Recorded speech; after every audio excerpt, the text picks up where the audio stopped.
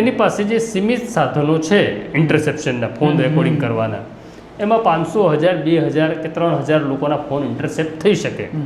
એ ઇન્ટરસેપ્શનનું કામ મૂળ તો ગુનેગારો ઉપર નજર રાખવાનું છે, પણ બધાને એવું થઈ ગયું છે કે મને કોઈક સાંભળે છે અને મારી જાસૂસી કરે છે.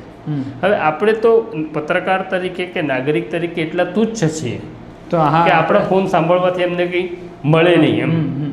બરાબર છે. આપણામાં તો એવું પણ આવે કે ભાઈ ઘરેથી કે દહીં લેતા આવજો ને દૂધ લેતા આવજો.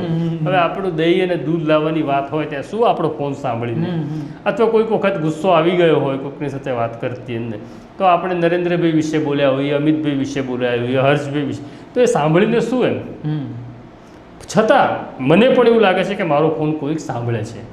આ જે માહોલ છે ને એ ડરામણો છે. એટલું જ નહીં, એટલે આપણે તો બધા નાના લોકો છીએ, પણ ગુજરાતના મંત્રીઓ, ગુજરાતના IPS અધિકારીઓ અને ખુદ હર્ષ સંઘવી પણ વોટ્સઅપ કોલનો ઉપયોગ કરે છે. તો હર્ષ સંઘવીનો ફોન ટેપ થતો હશે, પણ એમને એવું મનમાં હશે કે કોઈક મારું સાંભળતું હશે, કોઈક મારો ફોન રેકોર્ડ કરી જશે.